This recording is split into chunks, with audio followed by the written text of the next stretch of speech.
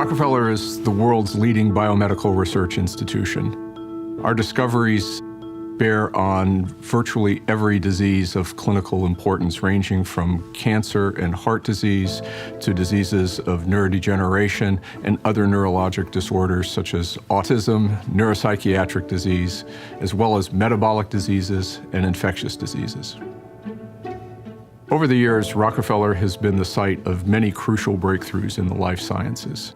One metric of our impact is Rockefeller scientists have been awarded 25 Nobel Prizes. This includes 5 in the last 20 years in the fields of medicine and chemistry. So it's clear that Rockefeller is continuing to have great impact. In fact, over the last 3 years, we've received 1 Nobel Prize and 2 Lasker Awards. We recruit investigators who are doing the most audacious science, and we give them time and generous resources, as well as an incredible environment. A few years ago, when Marc Tessier-Lavigne was president, it became clear that we needed to renew our research facilities. The first challenge was to find the right architect. Marc came to talk to me about architects. What do you think of them? And I said, you have to make a decision. Do you want to say giddy up, or do you want to say whoa? Now that's an Oklahoma expression where I grew up. And I'm of the view that you want to say whoa. I said, you've got Raffaele Vignoli, and I can guarantee you that you're going to be saying whoa. He'll throw ideas out that are just off the chart. The building essentially ended here, and what we added is a basic volume like this over the highway. He basically turned a building on its side. Raffaele Vignoli had an inspired vision to use our air rights over the FDR Drive, which David Rockefeller had wisely acquired for the university in the 1970s. The centerpiece of this plan was a new research building.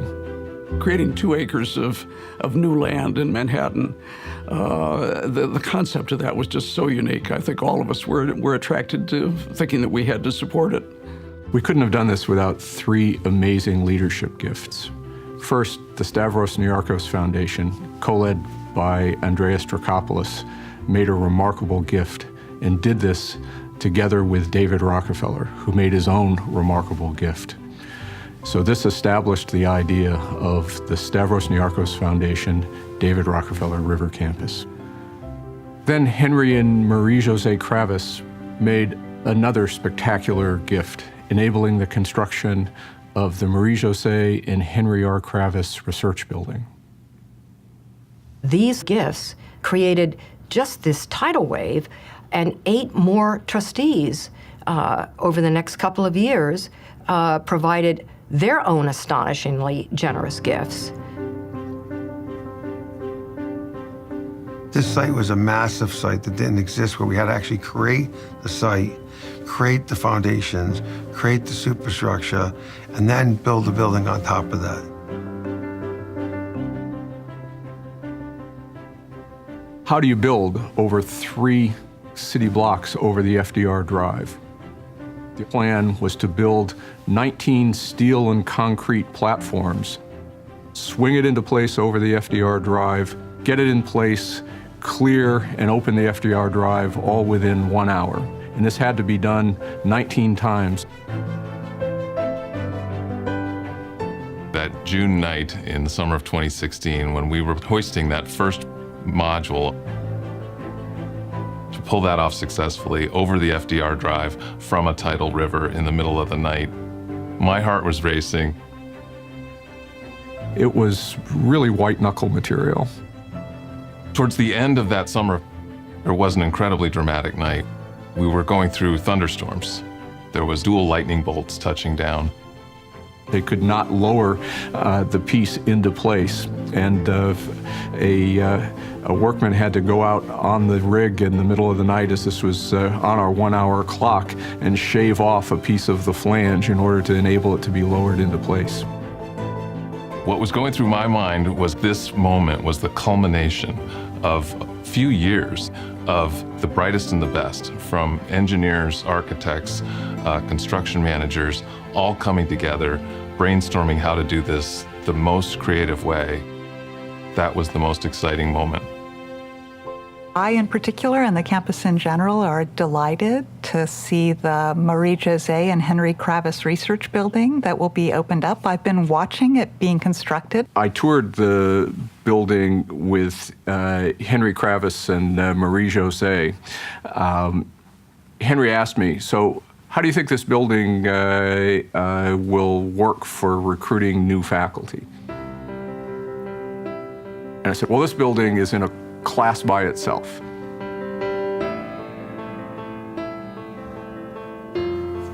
You walk into the building and you think, oh my God, if I could work here, I could do great things.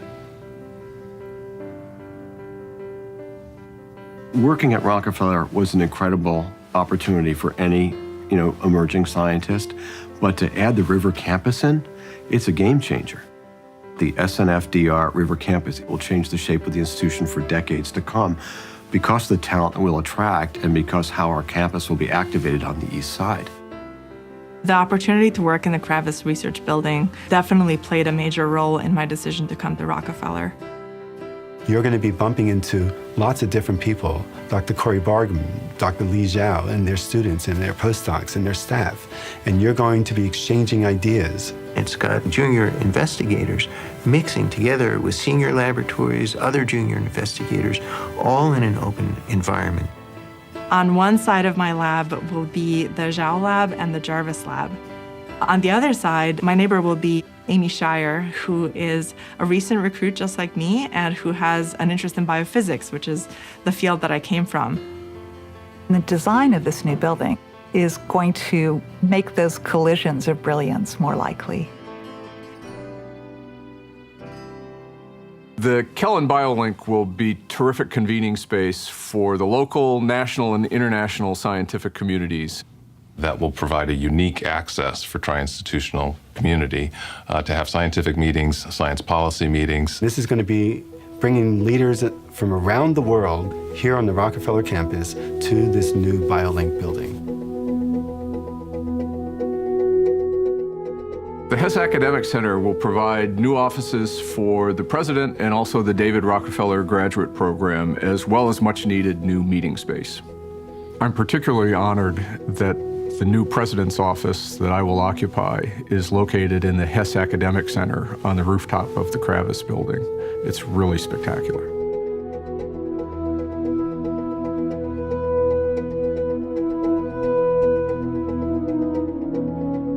Bass Dining Commons is another terrific element. It'll revive the tradition that we had long ago of everybody eating at communal tables and sharing ideas.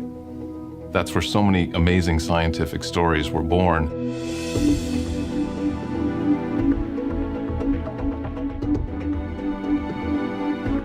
There is nothing more welcoming to the human soul than to be on green, overlooking the water and the sky. A garden is truly good for all of us. The scientists lead such intense lives. For them to be in an open space with themselves or with other scientists, I think it helped to inspire them and to invigorate them to do the very best they can. My father was a big dreamer, and sometimes his dreams were larger than what he, as a philanthropist, could afford to bring to reality. And he had some friends who were also dreamers, among them Stavros Niarchos, and with obviously a capacity to dream big as well. When they used to get together, the late David Rockefeller and my late great uncle Stavros Niarchos, it was always interesting how the perfectionism in both of them and how they try to do everything in a perfect way. And in a funny way, they used to even compete who was better.